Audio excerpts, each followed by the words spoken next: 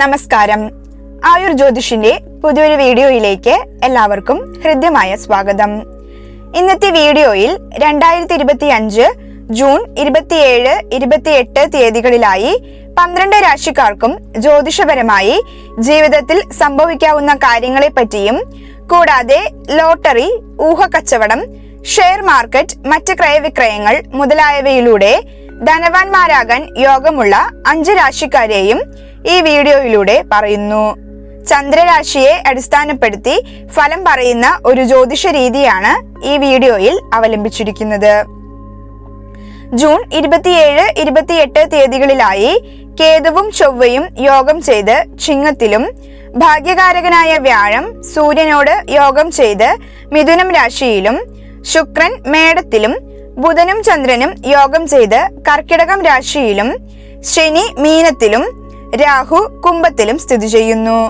ഈ ഗ്രഹങ്ങളുടെ പ്രസ്തുത രാശിയിലെ സ്ഥിതി മൂലം ചില രാശിക്കാർക്ക് അപ്രതീക്ഷിതമായി ഏറെ സൗഭാഗ്യം ലഭിക്കുന്നതിനും നാളിതുവരെ കഷ്ടപ്പാടുകളും ദുരിതങ്ങളും മറ്റുമാണെങ്കിലും പ്രസ്തുത ദിവസങ്ങളിലെ ഭാഗ്യം നിമിത്തം ജീവിതം മുഴുവനും പുഷ്ടിപ്പെടുന്നതിനും ഇടയാകുന്നതാണ്.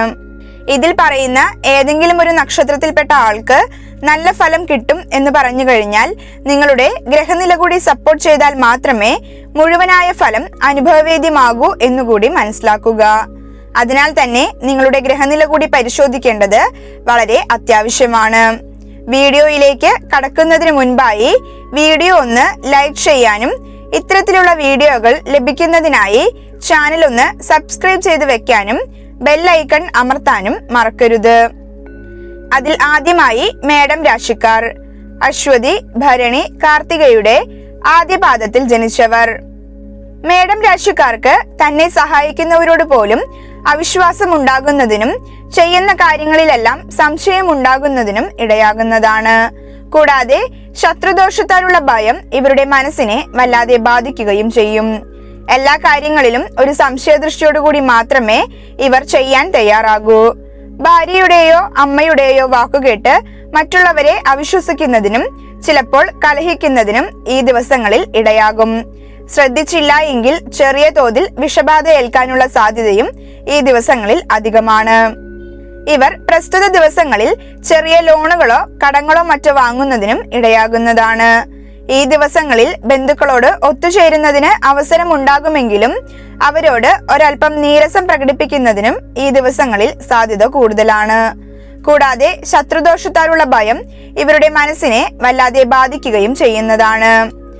അടുത്തതായി ഇടവം രാശിക്കാർ. കാർത്തികയുടെ 2, 3, 4 പാദക്കാർ. രോഹിണി, മകീരത്തിന്റെ ആദ്യ 2 നക്ഷത്ര പാദങ്ങളിൽ ജനിച്ചവർ. ഇടവക്കൂറുകാർക്ക് ഈ തീയതികൾ ഏറെ ഗുണപ്രദമാണ്. ഇവർക്ക് ഏറെ ധനലാഭം നേടാവുന്ന ദിവസങ്ങളാണിത്. വസ്ത്രം വാങ്ങുന്നതിനും വിവാഹം നടക്കുന്നതിനായുള്ള കാര്യങ്ങളെല്ലാം ശരിയാകുന്നതിനും കൂടാതെ മനസ്സിന് വളരെ സന്തോഷം ലഭിക്കുന്നതിന് ഇടയാകുന്നതുമാണ്. ഇവർക്ക് പ്രസ്തുത ദിവസങ്ങളിൽ ലോട്ടറി ഭാഗ്യം പരീക്ഷിച്ചു നോക്കാവുന്നതാണ്. ഇതുവരെ ഉണ്ടായിരുന്ന നഷ്ടങ്ങളെല്ലാം മാറി ജീവിതത്തിൽ ഐശ്വര്യം കടന്നു വരുന്നതിന് കൂടുതൽ ഇടയാകുന്ന ദിവസങ്ങളായിരിക്കും ഇത്. അപ്രതീക്ഷിത മാർഗങ്ങളിൽ നിന്നും ബിസിനസ് പരമായും ധാരാളം ധനലാഭം നേടുന്നതിനും ഇവർക്ക് സാധിക്കും. ഈ രാശിക്കാർക്ക് വസ്തുക്കച്ചവടത്തിൽ നിന്നെല്ലാം ഏറെ വരുമാനം ലഭിക്കുന്നതിന് കാരണമാകുന്ന തീയതികളാണിത്. എന്നാൽ ഈ ദിവസങ്ങളിൽ മറ്റുള്ളവർ കടം ചോദിച്ചാൽ കൊടുക്കുന്നതിന് ഇടയാകുന്നതല്ല. എന്നിരുന്നാലും ഈ ദിവസങ്ങളിൽ പൊതുവെ ഒരു ധൈര്യമില്ലാത്ത അവസ്ഥ ഉണ്ടാകുന്നതാണ്. ബന്ധുക്കളോട് ഒത്തുചേരുന്നതിനും ഉത്സവം മുതലായ പരിപാടികളിൽ പങ്കെടുക്കുന്നതിനും സാധിക്കുന്നതാണ്. അതുകൊണ്ട് തന്നെ മനസ്സിൽ ഏറെ സന്തോഷം തോന്നാവുന്ന ദിവസങ്ങളാണ് ഇവയെല്ലാം. അടുത്തതായി മിഥുനം രാശിക്കാർ. മകീര്യം 3, 4 പാദക്കാർ. തിരുവാതിര, പുണർദം ആദ്യ 3 നക്ഷത്ര പാദങ്ങളിൽ ജനിച്ചവർ. മിഥുനം രാശിക്കാർക്ക് ഈ തീയതികൾ അത്ര ഗുണപ്രദമല്ല. ആ ദിവസങ്ങളിൽ മറ്റുള്ളവരിൽ കുറ്റാരോപണം നടത്താനുള്ള പ്രവണത കൂടും. പലവിധേന ധനഹാനി ഉണ്ടാകുന്നതിനും തന്റെ വാക്കുകൾ സൂക്ഷിച്ചുപയോഗിച്ചില്ല എങ്കിൽ മാനഹാനി സംഭവിക്കുന്നതിനും ഇടയാകും. അന്നേ ദിവസം ചെയ്യുന്ന പ്രവൃത്തികൾക്ക് ഒരു തടസ്സം ഉണ്ടാകുന്നതാണ്. വ്യാപാര വാണിജ്യ മേഖലയുമായി ബന്ധപ്പെട്ട് പുതിയ തീരുമാനങ്ങൾ എടുക്കാതിരിക്കുന്നതാവും നല്ലത്. ഭൂമി സംബന്ധമായ ഇടപാടുകൾ ഗുണം ചെയ്യാൻ ഇടയില്ല. അനാവശ്യ ചിന്തകൾ മനസ്സിനെ അലട്ടിക്കൊണ്ടിരിക്കും. എന്നാൽ കാര്യങ്ങൾ മുൻകൂട്ടി കാണാനും തനിക്കുണ്ടാകാവുന്ന മാനക്കേടിനെ ഒഴിവാക്കാനും സാധിക്കുന്നതാണ്. പ്രസ്തുത ദിവസങ്ങളിൽ കണ്ണിന് വേദനയോ മറ്റെന്തെങ്കിലും വിഷമങ്ങളോ ഉണ്ടാകാൻ സാധ്യത കൂടുതലാണ്. ശ്വാസ സംബന്ധമായി വിഷമതകൾ അനുഭവിച്ചുകൊണ്ടിരിക്കുന്നവർക്ക് ഈ ദിവസങ്ങളിൽ അത്തരം ബുദ്ധിമുട്ടുകൾ വർദ്ധിക്കുന്നതിന് ഇടയാകും. സഹോദരങ്ങളുടെ ഭാഗത്തു നിന്നും വേണ്ടത്ര സഹായ സഹകരണങ്ങളും ലഭിക്കാൻ ഇടയാകുന്നതല്ല. അടുത്തതായി കർക്കിടകം രാശിക്കാർ. പുണർദത്തിന്റെ അവസാന നക്ഷത്രത്തിൽ ജനിച്ചവർ, പൂയം നക്ഷത്രക്കാർ, ആയില്യം നക്ഷത്രക്കാർ. കർക്കിടക കൂറുകാർക്ക് ചന്ദ്രൻ ജന്മഭാവത്തിൽ സ്ഥിതി ചെയ്യുന്നതിനാൽ സുഹൃത്തുക്കളുടെയോ ബന്ധുക്കളുടെയോ വിവാഹ സൽക്കാരത്തിലോ ഉത്സവങ്ങളിലോ മറ്റോ പങ്കെടുക്കുന്നതിന് അവസരമുണ്ടാകുകയും മനസ്സിൽ ഇഷ്ടപ്പെട്ട ആഹാരങ്ങളെല്ലാം കഴിക്കുന്നതിനും മനസ്സ് സന്തോഷകരമായിരിക്കുന്നതിനും ബന്ധുക്കളോട് ഒത്തുചേരുന്നതിനുമെല്ലാം അവസരം ഉണ്ടാകുകയും ചെയ്യും. കൂടാതെ തന്റെ വീട്ടിലേക്കോ അതല്ലെങ്കിൽ തനിക്ക് വേണ്ടിയോ പുതിയ വസ്ത്രങ്ങൾ വാങ്ങുന്നതിനും അതല്ലെങ്കിൽ വസ്ത്രം മറ്റൊരാൾക്ക് ഉപഹാരമായി കൊടുക്കുന്നതിനും അവസരങ്ങൾ ഉണ്ടാകും. കുറെ നാളായി അലട്ടിയിരുന്ന മനോദുഃഖത്തിന് പരിഹാരം ഉണ്ടാകുകയും മനസമാധാനത്തോടുകൂടി കിടന്നുറങ്ങുന്നതിന് അവസരമുണ്ടാകുകയും ചെയ്യും. വീട്ടിലുണ്ടായിരുന്ന കലഹങ്ങളെല്ലാം മാറി വീട്ടിൽ സന്തോഷവും സമാധാനവും കൈവരും. പ്രസ്തുത ദിവസങ്ങളിൽ വളരെ മികച്ച ഫലങ്ങൾ കിട്ടിയില്ല എങ്കിലും ഈ രാശിക്കാർക്ക് പൊതുവെ സമഫലം അനുഭവപ്പെടും. എന്നിരുന്നാലും മനസ്സിന് സന്തോഷം അനുഭവപ്പെടാൻ ഇടയാകും. അടുത്തതായി ചിങ്ങം രാശിക്കൂറുകാർ. മകം നക്ഷത്രക്കാർ, പൂരം നക്ഷത്രക്കാർ, ഉത്രത്തിന്റെ ആദ്യ നക്ഷത്രപാദത്തിൽ ജനിച്ചവർ. ചിങ്ങക്കൂറുകാർക്ക് പ്രസ്തുത തീയതികൾ ഒട്ടും ഗുണപ്രദമല്ല. ഇവർക്ക് പലവിധേന ചെലവുകൾ അധികരിക്കുന്നതിനും തന്നിമിത്തം മനോദുഃഖം ഉണ്ടാകുന്നതിനും ഇടയാകും. കൂടാതെ അനാവശ്യമായി ശണ്ട കൂടുന്നതിനും മറ്റുള്ളവരുടെ അടുത്ത് വഴക്കിന് ചെല്ലുന്നതിനുമെല്ലാം ഇടയാകുന്നതാണ്. അതിനാൽ തന്നെ ഈ രാശിക്കാർ തന്റെ ദേഷ്യം നിയന്ത്രിച്ച് നിർത്തേണ്ടതാണ്. സഹോദരങ്ങൾക്കോ സഹോദര സ്ഥാനീയർക്കോ പണം കടം കൊടുക്കുന്നതിനും ഇടയാകും. മാതാവിന് രോഗമുണ്ടാകുന്നതിനും അതുകൂടാതെ വാഹനത്തിന് റിപ്പയർ മുതലായവ വരികയോ തന്റെ കൃഷിഭൂമിയിൽ കൃഷി ഇറക്കുന്ന കാര്യങ്ങൾക്കായോ മറ്റോ ധനം ചിലവഴിക്കാനും ഈ ദിവസങ്ങളിൽ സാധ്യത കൂടുതലാണ്.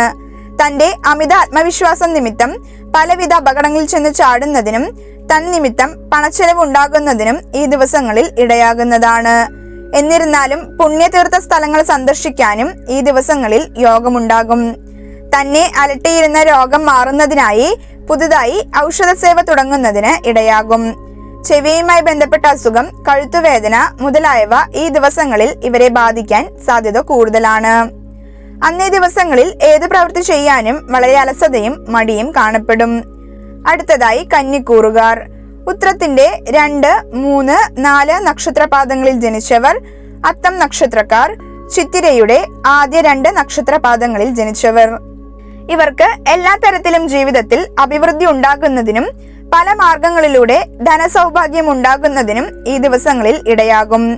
ചന്ദ്രന്റെ 11ലെ സ്ഥിതി കൊണ്ട് മാത്രം ഇവർക്ക് ലോട്ടറി ഭാഗ്യം പരീക്ഷിച്ചു നോക്കാവുന്ന ദിവസങ്ങളാണിവ. കൂടാതെ കൃഷി, ജോലി, മാതാവ് മുതലായവരിൽ നിന്നും അല്ലെങ്കിൽ മുതലായ കാര്യങ്ങളിൽ നിന്നും ധനലാഭവും പലവിധേന ഭാഗ്യങ്ങളും ലഭിക്കുന്നതാണ്. പുതിയ ഓൺലൈൻ കോഴ്സുകളിൽ പഠിക്കുന്നതിനോ പഠനം തുടങ്ങുന്നതിനോ ഈ ദിവസങ്ങളിൽ ഇടയാകുകയും ചെയ്യും. ഇവർക്ക് ഈ ദിവസങ്ങളിൽ ചില ചടങ്ങുകളിൽ പങ്കെടുക്കുന്നതിനും ബന്ധുക്കളോട് ഒത്തുകൂടുന്നതിനുമെല്ലാം സാധിക്കുന്നതാണ്. വ്യാപാര വാണിജ്യ മേഖലയിൽ നിന്നും കൂടാതെ കൃഷിയുമായി ബന്ധപ്പെട്ട കാര്യങ്ങളിൽ നിന്നുമെല്ലാം ഏറെ സൗഭാഗ്യം ലഭിക്കാവുന്ന ഒരു സമയമാണിത്. താൻ പഠിച്ച വിദ്യയുമായി ബന്ധപ്പെട്ട് തൊഴിൽ ആരംഭിക്കുന്നതിന് ഈ ദിവസങ്ങളിൽ ഇടയാകുന്നതാണ്. തന്റെ മനോഹരമായ സംഭാഷണം നിമിത്തം മറ്റുള്ളവരിൽ നിന്നും പ്രശംസ ലഭിക്കുന്നതിനും ഇടയാകും. ഇവർക്ക് ഈ ദിവസങ്ങളിൽ അസാമാന്യ ധൈര്യം സിദ്ധിക്കുന്നതിനും തൊണ്ടയുമായി ബന്ധപ്പെട്ട ജോലി ചെയ്യുന്ന, അതായത് ഗായകർ, പ്രാസംഗികർ മുതലായ തൊഴിലുകളിൽ ഏർപ്പെട്ടിരിക്കുന്നവർക്ക് സ്ഥാനമാനങ്ങൾ ലഭിക്കുന്നതിനും കൂടാതെ സഹോദരങ്ങളോ കൂട്ടുകാരോ ഒത്തുചേർന്ന് കലാപരിപാടികളിൽ പങ്കെടുക്കുന്നതിനും അവർ നിമിത്തം മനസ്സിന് ഏറെ സന്തോഷം ലഭിക്കുന്നതിനും ഇടയാകും. അടുത്തതായി തുലാക്കൂറുകാർ. ചിത്തിര 3, 4 നക്ഷത്രപാദക്കാർ, ചോതി നക്ഷത്രക്കാർ, വിശാഖത്തിന്റെ ആദ്യ 3 നക്ഷത്രപാദങ്ങളിൽ ജനിച്ചവർ.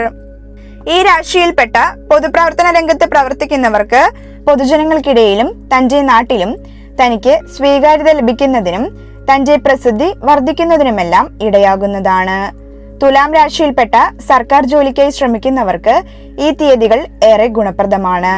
സർക്കാരിന്റെ ഭാഗത്തു നിന്നും ആനുകൂല്യങ്ങളും മറ്റും ലഭിക്കുന്നതിന് ഇടയാകുകയും പിതാവിന്റെ ആരോഗ്യം മെച്ചപ്പെട്ടു വരുന്നതായി കാണുവാൻ സാധിക്കുന്നതുമാണ്. കൂടാതെ ഈ ദിവസങ്ങളിൽ ഇവരുടെ സൗന്ദര്യം വർദ്ധിച്ചു വരുന്നതായി കാണുവാൻ സാധിക്കും.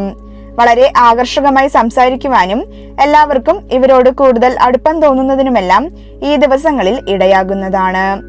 10ാം ഭാവത്തിൽ ചന്ദ്രൻ നിൽക്കുന്നതിനാൽ ലോട്ടറി, കച്ചവടം, മറ്റു ക്രയവിക്രയങ്ങൾ, വ്യവസായ വാണിജ്യ മേഖലകൾ മുതലായവയിൽ നിന്നെല്ലാം ധാരാളം ധനലാഭം നേടുന്നതിന് ഇവർക്ക് സാധിക്കുകയും അന്യനാട്ടിൽ ജോലി ചെയ്യുന്നവർക്ക് അപ്രതീക്ഷിതമായി ജോലിയിൽ നിന്നോ മറ്റോ ധനസൗഭാഗ്യങ്ങൾ ലഭിക്കുന്നതിന് ഇടയാകുകയും ചെയ്യും. അടുത്തതായി വൃശ്ചികക്കൂറുകാർ.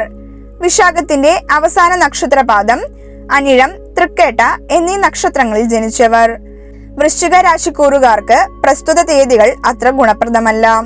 ഇവർക്ക് ഈ തീയതികളിൽ ഉദരരോഗം പിടിപെടാൻ സാധ്യത കൂടുതലാണ്. പിതാവിൽ നിന്നും പിതാവിന്റെ വീട്ടുകാരുടെ ഭാഗത്തു നിന്നും മാനക്കേടുണ്ടാകുന്നതിനും അവർ തമ്മിൽ കലഹമുണ്ടാകുന്നതിനുമെല്ലാം ഈ തീയതികളിൽ ഇടയാകും. കൂട്ടുകാരുമായി ഇടപഴകുമ്പോൾ ഒരൽപ്പം ശ്രദ്ധ പുലർത്തേണ്ടതാണ്. അതല്ല എങ്കിൽ ബന്ധനം പോലെയുള്ള അവസ്ഥകൾ ഇവർക്ക് ഈ ദിവസങ്ങളിൽ ഉണ്ടായേക്കാം. തന്റെ കോപം പരമാവധിയും ഇല്ലാതാക്കാൻ ശ്രമിച്ചില്ല എങ്കിൽ കേസ്, വഴക്ക് മുതലായവ ഉണ്ടാകാൻ സാധ്യതയുള്ള ദിവസങ്ങളാണിവ. പ്രവർത്തികളിലെല്ലാം ഒരു തടസ്സം ഉണ്ടാകുന്നതിനും താൻ ചെയ്യാൻ പോകുന്ന കാര്യങ്ങളെ പറ്റി മനസ്സിൽ ഏറെ ഉത്കണ്ഠ ഉണ്ടാകുന്നതിനും ഒരു മനോനിയന്ത്രണമില്ലാത്ത അവസ്ഥയും ഇവർക്ക് പ്രസ്തുത തീയതികളിൽ സംജാതമാകും. മറ്റുള്ളവരോട് ചേർന്ന് സ്വന്തം ബന്ധുജനങ്ങളെ തന്നെ കുറ്റം പറയുന്നതിന് ഇടവരുന്നതാണ്.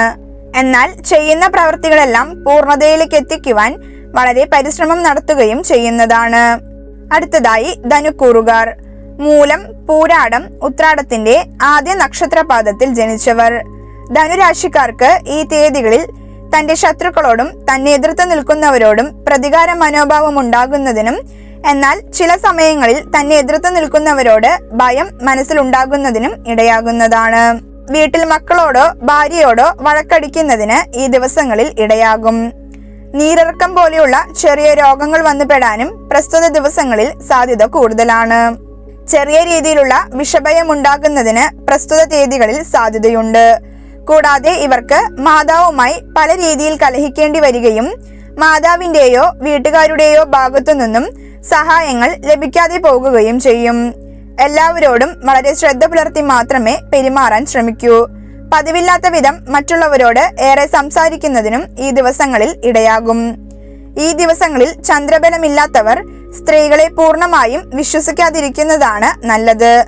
അതല്ലെങ്കിൽ അവർ നിമിത്തം ധനനഷ്ടം ഉണ്ടാകും. തൊഴിൽ സംബന്ധമായി മറ്റുള്ളവരുടെ കീഴിൽ പണിയെടുക്കുന്ന ജോലിക്കാർക്ക് ഈ ദിവസങ്ങൾ അത്ര ഗുണപ്രദമായിരിക്കില്ല.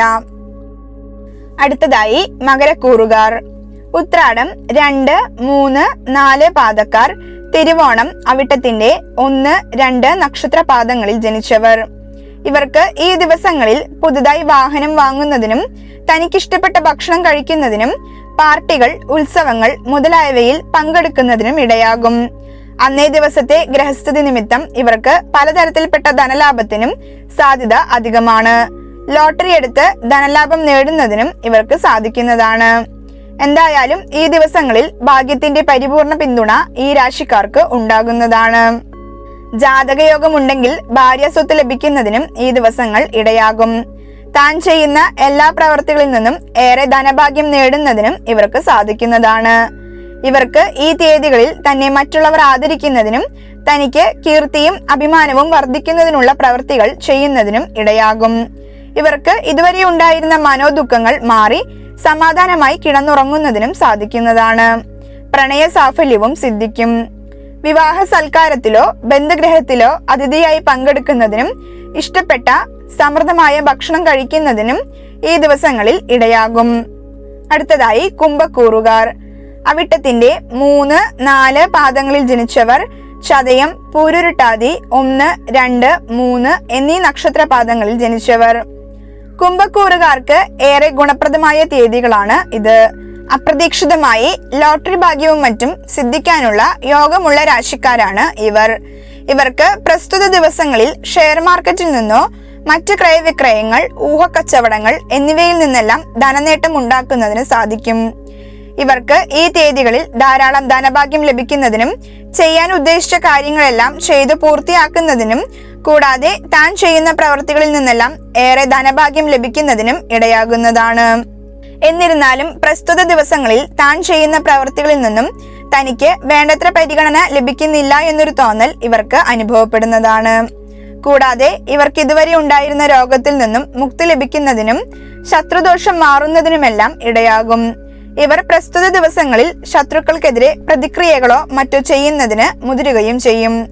അപ്രതീക്ഷിത മാർഗങ്ങളിലൂടെ ഇവർക്ക് ലോൺ മുതലായവ അടച്ചു തീർക്കുന്നതിനും തനിക്കുണ്ടായിരുന്ന രോഗദുരിതത്തിൽ നിന്നും മോചനം ലഭിക്കുന്നതിനും ഇടയാകുന്നതാണ്. പ്രസ്തുത ദിവസങ്ങളിൽ സ്ത്രീകൾ നിമിത്തം ഭാഗ്യാഭിവൃദ്ധി ഉണ്ടാകുന്നതിനും ഇടയാകും. അടുത്തതായി മീനക്കൂറുകാർ. പൂരുരുട്ടാതി അവസാന പാദം, ഉത്രട്ടാതി, രേവതി എന്നീ നക്ഷത്രക്കാർ. മീനം രാശിക്ക് ഈ തീയതികൾ അത്ര ഗുണപ്രദമല്ല. ഇവർക്ക് മനസ്സിൽ പലവിധേന സങ്കടങ്ങൾ ഉണ്ടാകുന്നതിനും തനിക്ക് രോഗമുണ്ടാകുമോ എന്ന ഉത്കണ്ഠ നിമിത്തം രോഗമുണ്ടാകുന്നതിനും ഇടയാകുന്നതാണ്. മരണതുല്യമായ രോഗങ്ങൾ ഉണ്ടാകുന്നതിനും ഈ ദിവസങ്ങളിൽ ഇടയാകാം. എന്തെങ്കിലും കാര്യം ചെയ്യുന്നതിനായുള്ള യാത്രയിൽ തടസ്സമുണ്ടാകുകയോ അല്ലെങ്കിൽ ചെയ്യാൻ ഉദ്ദേശിക്കുന്ന കാര്യം നടക്കാതിരിക്കുകയോ ചെയ്യും. കൂടാതെ മക്കളുടെ ഭാഗത്തു നിന്നും പലവിധേന കലഹങ്ങളും മറ്റും ഉണ്ടാകുന്നതിനും ഈ തീയതികളിൽ ഇടയാകുന്നതാണ്. തങ്ങളുടെ കുട്ടികളെ കുറിച്ചോർത്ത് ദുഃഖിക്കുന്നതിനും ഈ ദിവസങ്ങൾ കാരണമായേക്കാം. സുഹൃത്തുക്കളുടെയോ ബന്ധുക്കളുടെയോ കഷ്ടപ്പാടിൽ മനസ്സലിഞ്ഞ് അവർക്ക് പണം കടം കൊടുക്കുന്നതിനും ഈ ദിവസങ്ങളിൽ സാധ്യത കൂടുതലാണ്. അതിനാൽ തന്നെ ചില അത്യാവശ്യ കാര്യങ്ങൾക്ക് വേണ്ടി പോലും കയ്യിൽ പൈസ ഇല്ലാത്തൊരവസ്ഥ ഉണ്ടായേക്കാം. ദേഷ്യത്തിനോ സങ്കടത്തിനോ അടിമപ്പെട്ട് തെറ്റായ തീരുമാനങ്ങൾ എടുക്കുന്നതിനും പ്രസ്തുത ദിവസങ്ങൾ ഇടയാകും. മുകളിൽ പറഞ്ഞത് ജൂൺ 27, 28 തീയതികളിൽ ഓരോ രാശിക്കാർക്കും ഉണ്ടാകാവുന്ന പൊതുഗോചര ഫലത്തെ പറ്റിയാണ്. എന്നാൽ നിങ്ങളുടെ ജാതകത്തിലെ ലഗ്നത്തിന്റെയും മറ്റടിസ്ഥാനത്തിൽ ഇവയ്ക്ക് ചില മാറ്റങ്ങൾ ഉണ്ടാകാം. നിങ്ങൾക്ക് ഇത്തരം വീഡിയോകൾ ലഭിക്കുന്നതിനായി എൻ്റെ ചാനൽ സബ്സ്ക്രൈബ് ചെയ്യാനും ഈ വീഡിയോ ഒന്ന് ലൈക്ക് ചെയ്യാനും മറക്കരുത്.